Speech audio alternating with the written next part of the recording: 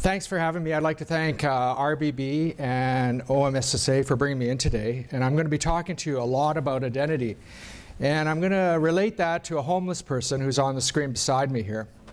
And I'm going to tell you a story that happened a few weeks ago in another province where I was working with social services people and health people who were working with homeless people. And they were educating me about the problems that homeless people have with their identity, some of which I think probably you already know. The first problem is that most of these people didn't have good government identity. And that was a real problem because they couldn't get jobs, because they couldn't open bank accounts to deposit their checks into. The second thing that they told me about was that there was a problem with uneven health care services delivered for these homeless people because, again, they didn't have good identity, they moved around, and the health care services information did not track properly with them. The third thing that they told me was that they were actually having trouble actually proofing the identity. I mean, how did they actually get the birth certificates? In some cases, people didn't have them. They didn't even exist. So they go out onto reserves and stuff like that. They'd interview the tribal elders, and that's how they document it. That's a problem. The fourth thing that they told me was that they were actually creating a pilot project in one city in Alberta, and they were actually storing the identity physically. So once they got the government identity for the individual, they're actually storing it in a locked facility where the homeless person would come to them, and then they'd release that identity temporarily, and then the homeless person would return it thereafter. And the fifth thing that they told me was just a sidebar story. They said it didn't happen very often, but they'd seen instances where people, like siblings, would try and masquerade as the identity in order to gain access to some physical legal documents that they were entitled to. So while they were telling me this, I was sitting there thinking. I was thinking about the identity, the cracks that they were facing. And I'm going to be talking to you today about this. How many times will he have to tell his story? So those cracks that that person was facing are as follows. Their identity silos, their identity theft, and their identity management, all of which I'm going to tell you about in the next few minutes. So today I'm going to be making two cases to you. One is that all of us, including us, we all face these identity challenges, these cracks, to varying degrees. The second one is I'm going to make the case that we're at the beginning of what I think is a revolution in the way citizens' identity is managed in Canada. So let's get going. So to begin with, identity is all about asking and deciding, like, who are you? Well, let's start with me. Like, who am I? I'm Guy Huntington. But what do you know about me? Well, I'm an old guy. I've got a lot of gray hair. I've been around the block more than a few times.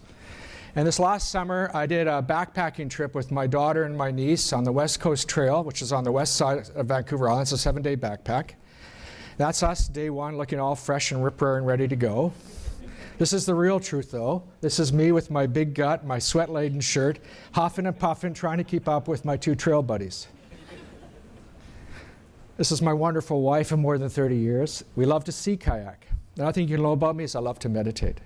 So, okay, that's Guy Huntington, a little bit about me personally, but then why am I standing on the stage here in front of you? Well, as Jason was saying, I've also rescued many large Fortune 500 identity projects, some of which are on the screens beside me here. One of them I'll refer to later on in this presentation. And as Jason also referred, I've also been the identity architect for the last 2 years for the Government of Alberta for the Digital Citizen and Identity Authentication Program. So now I think I'm what I call dangerous, and I actually think I know what's going on in government with respect to identity and citizens. So let's take on the first silo, the first challenge, the first identity crack. And rather than me sort of babble up here and sort of try and explain it, I'm going to use a little animation we put together that's going to explain this. So we have this identity silo, and we have this person out there who's coming in to get their driver's license. They're asked for the name, address, and phone number. They go to the health insurance. They're asked for the name, address, and phone number. They go to the social services, name, address, and phone number. They go to the passport municipal office, name, address, phone number. They go to the passport, name, address, and phone number. And at the end of it, that person's thinking, oh, why can't these folks sort of get their acts together? Why do I have to keep giving the same information over and over and over? Like the homeless person, like us. From a citizen's perspective, from all of our perspectives, We're frustrated with this. And the silo problem is worse than what I just described. Why? Because that stick person was carrying around all these physical documents that attest to who you are. So let me sort of give you some examples of that. Whoops. Okay, so we have many departments with 3 levels of governments. And each of them asks for the same documents over and over and over. So let me give you a practical example. Let's look in Ontario. Let's look at health insurance. And down on the right-hand side, you're going to see, oh, you need to provide your birth certificate, your landed immigrant status, whatever. So now let's take a look at the good old driver's license. Same deal again. You're going to have to provide the birth certificate, landed immigrant status, passport, whatever. Let's take a look at, social services, your ball of wax. And you're going to find out that, again, they're going to have to provide the same documents over and over and over. And then we're going to go to municipal housing. So I just took this off of one of the municipal housing sites, and you're going to see down there, I have to provide the same thing. Again, name, passport, birth certificate, whatever, over and over and over. From the citizen's perspective, they're kind of PO'd. Why would I say that? Because from their perspective, they have to provide this information over and over and over, and the information only flows in one direction from them, and it sort of vaporizes up in the air, like here, where you have to provide the name, address, and phone number. And so their identity address is not well defined. So from their perspective, they have to walk through all these doors over and over and over. And they have to provide the same information over and over and over. And like that homeless person, they probably get totally frustrated over and over and over. And so what if we could have just one door that they're going to walk through? And then what if we could walk through one door and it would automatically talk to all these different levels of government and all these different departments? And what if they only had to tell their story once? Is this possible? Well, it is. Now, before I get to the actual solution, let's probe this a bit more with the identity. So if we've got an identity, like this homeless guy or myself standing on the stage, how are we going to check his story? How do you know that I'm Guy Huntington? Or how do you know it's you? So you use a process that we call identity proofing. You folks already do that. You take the documents, you look at it, you check them out. That's called proofing. So to do that, we use different types of documents, driver's licenses, birth certificates, whatever. There's all sorts of different documents. And we do that. Our governments all over the world have come up with agreed upon standards to do this. It's called identity assurance, and it's a way of measuring risk against the types of documents and the process you're going to use to proof them. So in Canada, we have 4 levels of identity assurance. What are they? Low, medium, high, and very high. So let me give you 2 practical examples of this. And one example, we're going to have a person who is actually you're going to go out, it's going to be you, and it's Christmas season, you're going to go out and you're going to buy a Christmas tree permit to go chop down your Christmas tree. And the other one, we're going to actually log online and you're going to access your medical records in the future online. 2 very different levels of risk. In the first level, the first one, a Christmas tree permit, the government does not really care that you or the guy is Guy. All they care about is the value of your money. If your money's good, they're then going to give you the permit and off you go and wish you Merry Christmas and off you go and chop your tree down. On the other hand, if you are trying to log online and you're going to access your medical records, there's a lot more risk. And so the government, before they give you or me access to that application, they're going to want to know that you are you. And they're going to then use a high level of identity assurance in order to do that. So you have to go through the same types of documents I was showing you before. That's kind of the same thing you'll have to do. So now let's put the story together. If we only have one door to walk through and we're all proofed once, then who is doing this out there in the world? Is anybody doing it? Well, yes, the province of British Columbia. In 2013, not quite 2 years ago, the province introduced the combination of the driver's license and the healthcare card, where you only go and get proofed once. So this summer in BC, where I live, I got an information in the mail, because it's about time to renew my driver's license. They said, Guy, you have to bring in all these types of documents. So I brought them in once, and the gal, the ICBC counter, the Insurance Corporation of BC, was actually doing the driver's licenses. She looked at it. And then they were valid documents. Then she took a digital picture of me. And that image was then compared against the database to make sure I'm Guy Huntington and not masquerading as somebody else. And then when I cleared that path, a few weeks later in the mail, I got my card. Now, with this card, it is possible in the future to only walk through that door once. And so now if you go back in that animation, I'm Guy Huntington. I walk into the driver's license and I say, here's my card. I give you consent to use it. I walk into health services. I say, here's my card. I give you consent to use it. I walk into the social services. Here's my card. I give you the consent to use it. I walk into municipal. Here's my card. I give you my consent to use it. I walk into passport. Here's my card. I give you the consent to use it. And gone are the days we have to keep providing this information over and over and over. From the homeless person's perspective, or our perspective, isn't that better? Because then the citizen's in control of their information. That answers the first problem, the first silo. So what's the second one? The second one is identity theft. So what's identity theft? It basically answers the question, who are you? Now, I want to set in context here this discussion, because if I talk about identity theft, what's the first thing you think about? You think, oh my God, somebody's going to take my username and password and empty my bank account. Or somebody's going to take my credit card and use it maliciously. That's probably what you think about, right? Well, now I'm going to try and a little bit scare you a little bit, because I want to basically cite this in terms of the 2015 year we're about to enter, where technology is racing rapidly ahead. And to do that, I'm going to show you a video that was produced not quite 2 years ago in Belgium, of all places. And it was produced by the Belgian Banking Association together with the Ministry of Finance there. And they produced a video that was designed to basically educate their customers about the reality of not just the traditional identity of theft, but of somebody who's actually going to steal their total identity. Now, a little word of caution, it's in Flemish. I know probably most of you don't speak Flemish. It's all in English subtitles. So for the next few minutes, come along with me on a journey and see what's awaiting you as people come up to the counter to deal with you in the future, and how you're going to have challenges in identifying them. Ieder van ons heeft naast zijn gewone leven vandaag de dag ook een online leven. Mag ik je voorstellen, mijn nieuwste vriend, Tom de Grote. Tom zit sinds 2010 op Facebook. Hij heeft bijna 700 friends, waaronder sinds kort ik dus.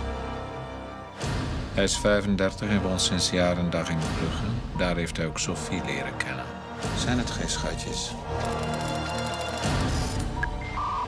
We stuurden hem een phishing-mail, zogezegd in naam van zijn echte bank, met de vraag om enkele gegevens te bevestigen. Eens die hebben volstaat nog 1 neptelefoontje om zo zijn rekening leeg te halen. Maar ik ben iets anders van plan. Want intussen ken ik Tom immers zo goed dat ik niet zijn bankrekening ga overnemen, maar zijn leven. Letterlijk.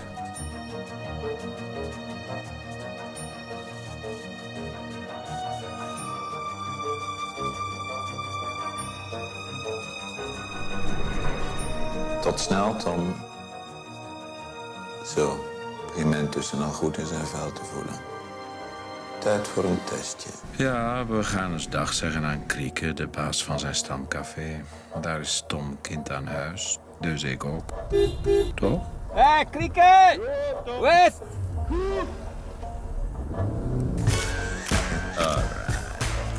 Benieuwd hoe hij zal reageren als hij zichzelf, of beter gezegd mij, tegenkomt op Facebook. Maar Tom? Good afternoon, sir. Sorry to bother you. This is Jimmy from the Harp Hotel in London. Yeah? Yeah, we got your online reservation for 4 rooms. Excuse me.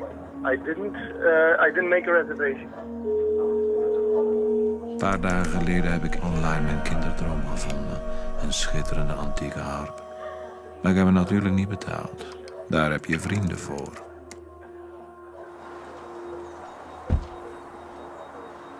Ah, dag meneer de Grote. Terug. Ja? Staat hij daar goed? Wat is dat? Wat lief? Wat is dat? Dat is die harp die ik hier juist geleverd heb voor u. Tom, je hebt hier juist getekend. En waar is mijn handtekening? Hier? Hey, maar dat... Kijk, gisteren had er al een gebeld vanuit Londen dat er met mijn visakaart ding besteld zijn. Ja, dat weet ik niet. Ik weet dat ik hier gewoon dit hier heb afgeleverd. Je hebt hier juist afgetekend. Maar heb ik niets afgetekend? Meen je dat? Ja? En wie was dat? Hoe zag die man eruit? Dat was jij. Simpel. Ja, zeg, dan wordt hij. Ik weet ook wel wat ik eruit zie. Ben ik hier niet geweest? Je mag die harp weer meenemen. Ik heb je dat niet gevraagd. Ja, maar ik mag die niet meenemen. Dank. Ja, wat hè? Oeh. Kijk, dan ben ik de vrij. Wacht. Is dat een deze? Ja?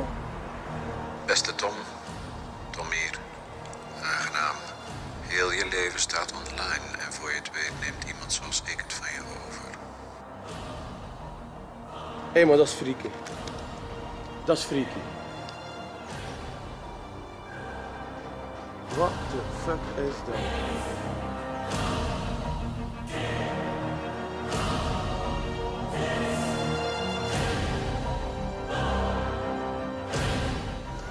Nee, ja, what the fuck is dat hier allemaal?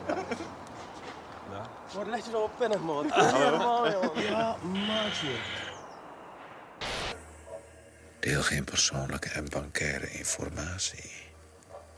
Of jij wordt misschien de volgende.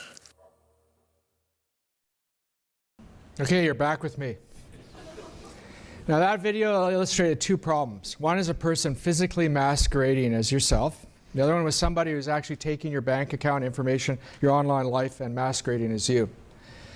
Now, I probably scared you a little bit, but you're probably thinking, well, okay, Guy, but think through all that. Like, how is that going to affect my residents, my clients I deal with? Because you think nobody's going to have the ability to produce these plaster masks, have the person do the latex on the front and color it, et cetera, et cetera. You're thinking, like, that's okay to scare me, but that's not really practical, is it? Well, now I'm going to show you, are we up there? Good. I'll show you this site. This is a site for $300 US where you can send in 2 pictures of yourself, or somebody can submit 2 pictures of yourself from the internet, one face, one side, and they'll be instantly able in a few days to deliver a mask that looks just like you and wearable. How can they do that? It's because of technology.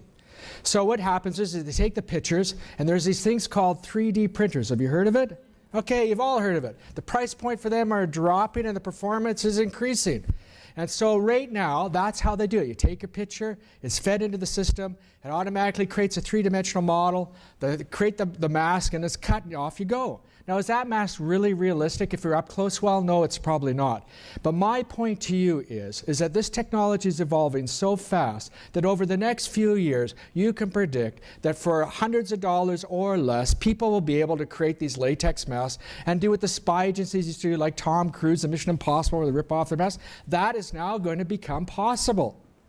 So I'm asking you, as a citizen, just like me, how is the government going to protect us when we deal with you at the counter and protect us from people masquerading as us? Or if they're going to deal with you online, how are they going to protect us? Because it's a real risk. So the government team in Alberta, the identity team in Alberta, we began to consider this about 2 years ago. And we began to think about how we identify ourselves online and ask the question like, who are you? And the first thing we came up with in today's real world was we use our good old driver's license. It's used a lot. So now I'm going to give you a practical example. Let's pretend it's you, and you've got your driver's license, and you're in one of the airports in Ontario. The first thing you're going to do, if you look a lot younger than me, is you're going to go into a lounge and you're going to buy a martini. And they're going to ask you for your ID. You're going to show your driver's license. The next example is if you're going to go to one of those kiosks in the mall and the walkways, and you're going to buy for MasterCard or Visa or Amex or Aeroplan or whatever, and you're going to sign up for that. They're going to ask for your driver's license again. The third one is when you actually go to get on the plane at the boarding gate. They're going to ask you either for your passport or your driver's license to do that. Now I want you to think about this. This is what the identity team thought. We thought, this is really cool because the government has no idea you're using that, and that the citizen's in control of their identity information and how you use it. And we thought to ourselves, how can we take that same analogy where the government does not know exactly what you're doing with that and apply that in the online world? And there's 2 challenges we were facing in doing that. One is something that we call identity profiling. So what do I mean by that? If we use the same common unique identifier and we send that out in the electrons from a central source to an application, say a municipal application, and if somebody actually intercepts that unique number, they could then potentially go to another application and figure out all the applications that you've been logged on to.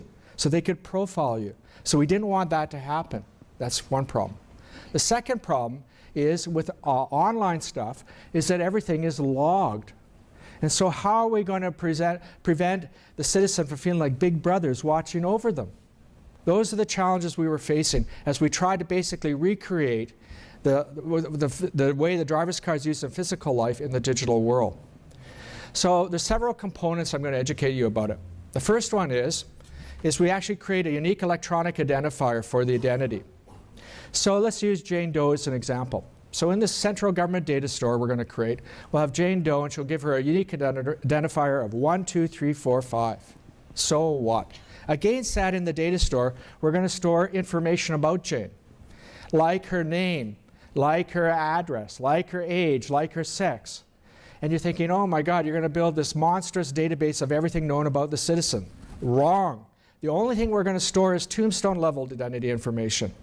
We're not going to be storing anything sensitive about her, like your social insurance numbers, your health numbers, your tax information, nothing. That stays in the existing data repositories where it belongs. So we're not going to do that. So as a result, in this central data system, we're going to have Jane's tombstone level identity information, 1, 2, 3, 4, 5, and her tombstone level information. And then Jane's going to want to deal with the 3 levels of government. So I've put up here the provincial application, just one, but it could be one or many. It could be one or many municipal applications, and it could be one or many federal applications. For this example, I'll just use one of each. So how are we going to prevent the ability for somebody to profile Jane? Remember the profile, the unique number? So we're not going to send this 1, 2, 3, 4, 5. Nobody, not even the system administrators of the system, are going to be able to see Jane's unique personal identity number. Nobody's ever going to see that. So instead what we're going to do is we're going to send out to each of these applications different numbers. So for example, with the municipal application, we'll send out, WXYZ. For the feds, we'll send out LMNOP. And for a provincial application, we'll send out ABCD. So that's one way we're going to prevent the ability for somebody to profile you. The second thing is that we do not store these numbers, which we call UFITs. Don't worry about what we call it. Just all I want you to understand is that in our architecture, we're sending out unique numbers for every application that you access. And we're not going to store these numbers in our data system at all. So we generate them on the fly. If you want to learn about it afterwards, come up and chat with me. I'll tell you how we actually do this technically. But we do not store those numbers at all in our data system. So we're trying to give the citizen privacy. Now, what about logging? So in the data systems, we're not going to store long-term these UFID numbers, such that nobody will be able to come back and say, Guy, what did you use on December 2nd, 2014? They won't be able to do that. So that's the first component of the architecture. We have a good privacy architecture. But that does not address the problems that that video highlighted, i.e. somebody could masquerade as me, and somebody could also then take my account and run off with it. So how are we going to do that? So how do I know who you are? Well, in the old days, even up to today, we look at the person. And when we look at the person, we use our eyeballs, and we're using a biometric, a face recognition. We say, that must be Guy. It looks like Guy. But what if somebody's actually wearing a mask like me? And it's going to become really realistic. It's going to be almost impossible for them to differentiate that it's not Guy Huntington who's sitting in front of them or standing there. So what could we do about that? Well, we could, we could use that BC card. That's a good idea. We could give a token, something that they carry. That would make it a lot harder for somebody to masquerade as me. So you think that through. Well, it's not, that's better than not having anything. But what if somebody steals my card and wears the mask? Then I'm hooped again. So what else could we do? Well, I'm holding something all of you carry in your wallets right now. It's a credit card.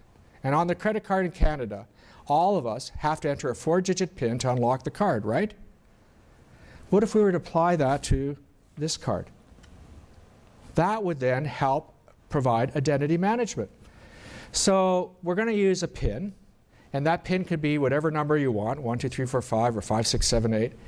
And it will actually avoid us having to remember all these stupid passwords we always forget, right? And you're thinking now, okay, so like who's doing this in Canada? The province of BC on the back of this card has a cryptographic module. It's a fancy word for saying it has the ability to use a 4-digit PIN.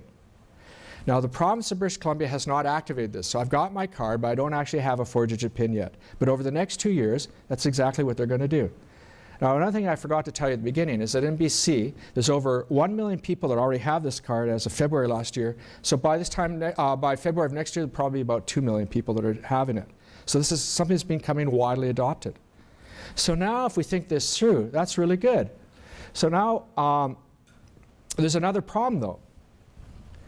If I'm going to use this card, if you go home and you try and tap this card against the screen, nothing's going to happen because your computer screens aren't tap sensitive.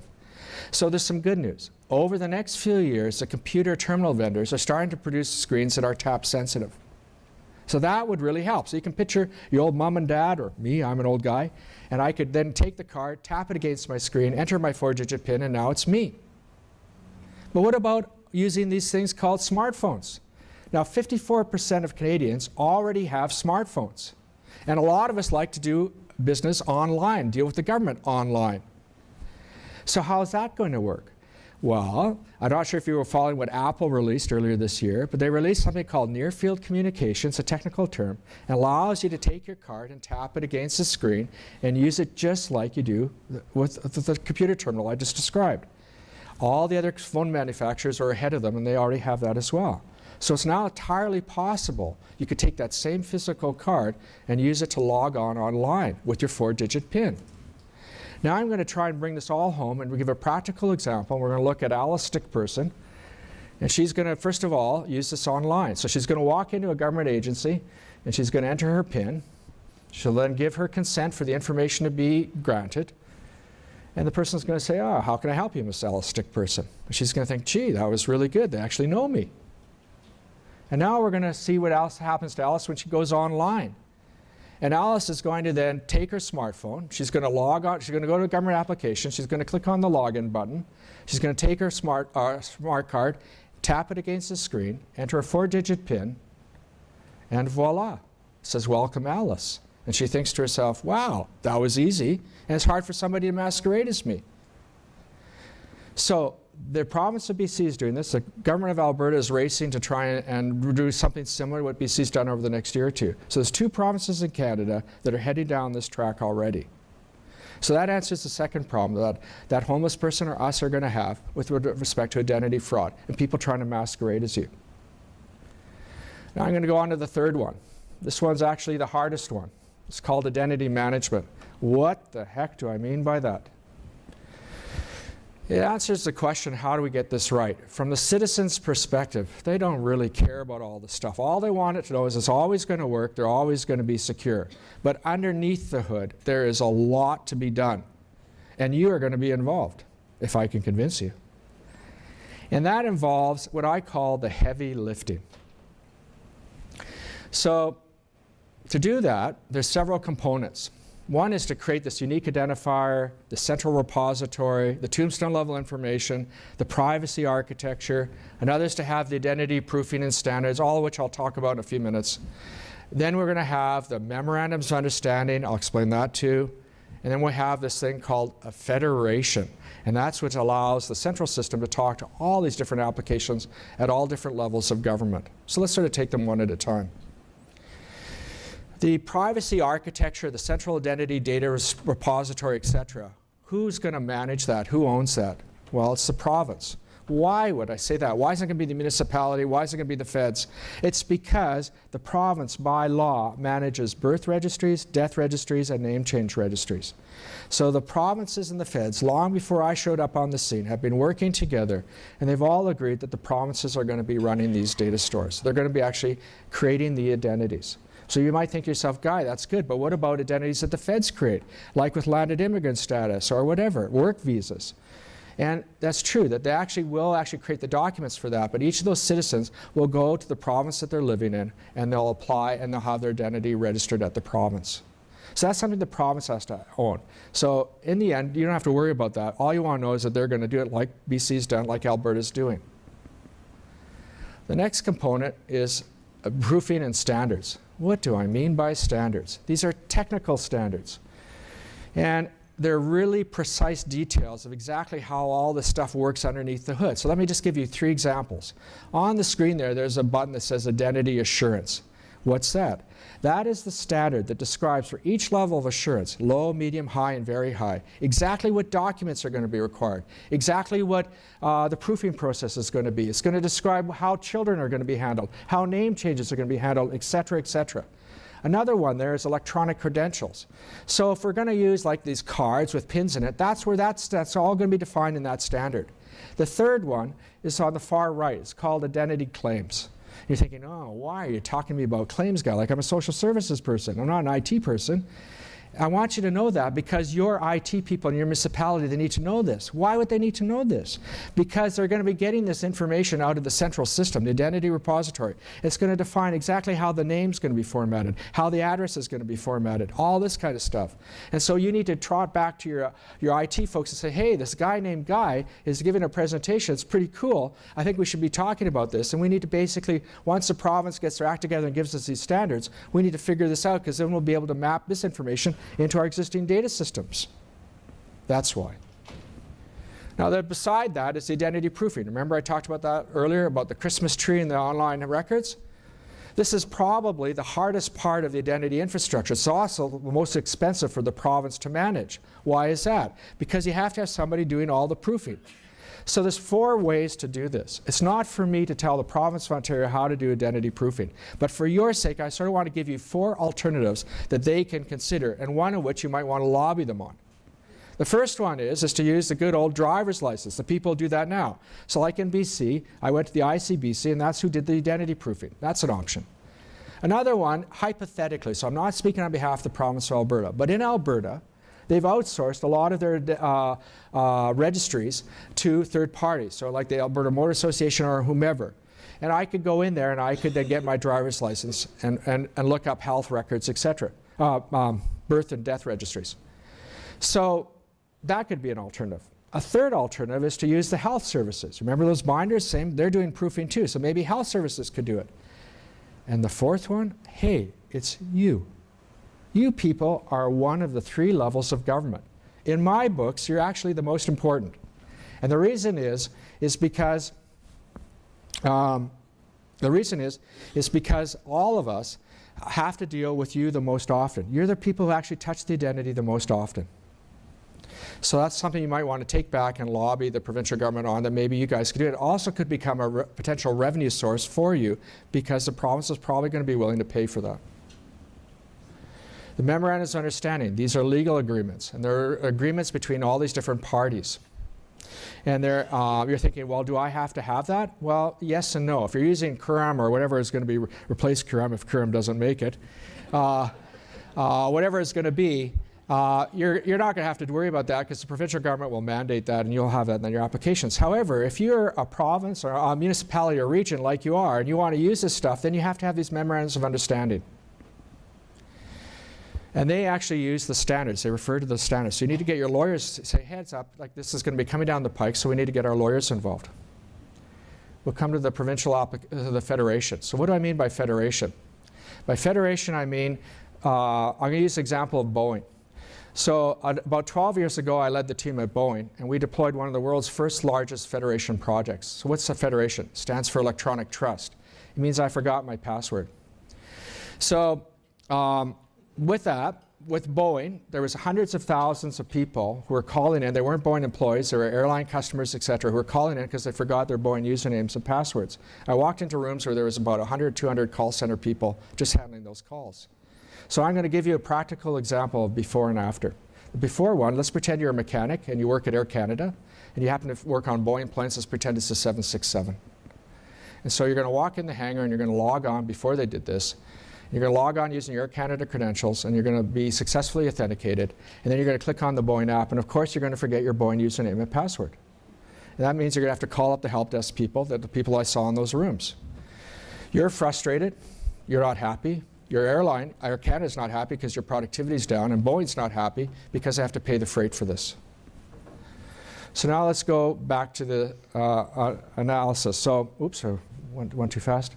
So now let's talk after they did electronic trust. So they got the lawyers together, they signed the memorandums of understanding between Boeing and the airline, And then what happens is that you go in the airline, you log on as an Air Canada employee, you click on the Boeing link, and in the blink of an eye, electronic trust is established such that you don't have to log on again. You don't have to remember the Boeing username and password. Air Canada sends to Boeing information about you, your planes you work on, and all of a sudden you're granted access to the application. You're instantly happy. Boeing's happy because they are able to reduce their help desk costs by millions of dollars a year, and the airline's happy because your productivity is up. That same technology has been used rapidly by the insurance industries across North America. It's also been used by the automotive people across Canada, North America, and it's also been used by the good old governments. So here's one, your identifier, tombstone identity data, and you've got these three apps, provincial, federal, and municipal, and you're going to send these UFIDs over to them. And the way it's going to be done is something called SAMWM. You're thinking, oh, guy, don't bombard me with all these acronyms. All I want you to do is go back to your technical people and say, hey, we need to get involved with the SAMWM stuff, because that's the technology that's going to allow us to basically take this data and pass it into our systems. And there's a low-cost way of doing it. The Government of Canada, the Government of Norway, the Government of New Zealand, and the Province of Alberta all use a low-cost tool called ForgeRock, open source code to do this. So you want to go back to your IT folks and say, hey, maybe we should work on that. Okay, I'm nearly done with you. I want to talk about sharpening up your commitment. So you need to decide who's going to be involved. You need to take this video, and you're not going to remember all the stuff I've just thrown at you. You need to go back and you need to say, this is stuff we need to work on. You have to have the Provincial Privacy Commissioner. This is just an FYI. They have to be involved. You have a Provincial Identity Service. And you have to get your technical lawyers all involved. So these are things that you need to do when you walk out the door and you think, hey, this is really interesting. We need to get involved. Now, I'm going to give you with a last example. And we're going to have a person that's coming from Alberta. And they're going to the Ontario Emergency Room. And unfortunately, they're sick. And what's going to happen is they're going to tap their card against the screen. They're going to enter their 4-digit PIN. And they're going to then provide their consent. And instantly, their health record's going to be downloaded. The doctor's going to say, gee, thanks a lot for giving me your medical records. And you're going to think, I didn't have to provide the medical history over and over and over. Is that possible? I chose Alberta for a very specific reason. Next year, they're going to be the first province in Canada to offer an e-health portal online where the citizens are in control of the information. This is totally doable in conjunction with the work that the identity team is doing. So now I'm going to talk to you about Guytopia. So on the team, I'm a visionary and a doer, and the team teases me a bit. And they say, Guy, whenever you start talking about vision, we think of utopia, and they call it Guytopia. So now I'm going to give you 3 examples in the vision of where this is going to change our world. One is that we're going to have the ability to do digital signatures. Now, they've been around for a long time, but how many of you use them? Not many. Why not? Because the parties can't identify you online. They don't know you are you. So with these identity cards from BC and et cetera, this will become a prime tool to do that. It will rapidly change the way we work across Canada with banks, with loans, with mortgages, land titles, everything. Another one is electronic credentials. So in the future, I can see that there will be the ability to have all this online on your phone and not actually have to carry a card. The third one is going to change the way we work. So if I'm going to give you, I'll give you an example. If I'm going to get a passport, I'm not going to have to go to the passport office in the future. If I've already got my BC card and I'm already authenticated and I've already gone through the proofing process, I'll log on the federal government passport in the future. I'll provide my consent. I'll say transfer over the digital information plus my photo. Then there's the guarantors. They'll be done by using digital signatures. And that will radically change the way governments work with their customers. So take that idea and apply it to your own municipality. All those processes, all this is possible. I'm going to end where I began. I asked the question at the beginning, how many times will I have to tell my story? The answer should be obvious. With my consent, I'll tell my story only once, anywhere in this wonderful federation we call Canada. Now, your sector, social services, together with health, in my books, are the 2 most valuable sectors that care the most about identities, citizens, residents. And I also believe that you guys are the main driver of the future, that you're best positioned to manage the citizens' identity and their privacy on a day-to-day basis out of anybody in the government services. Thanks very much for having me.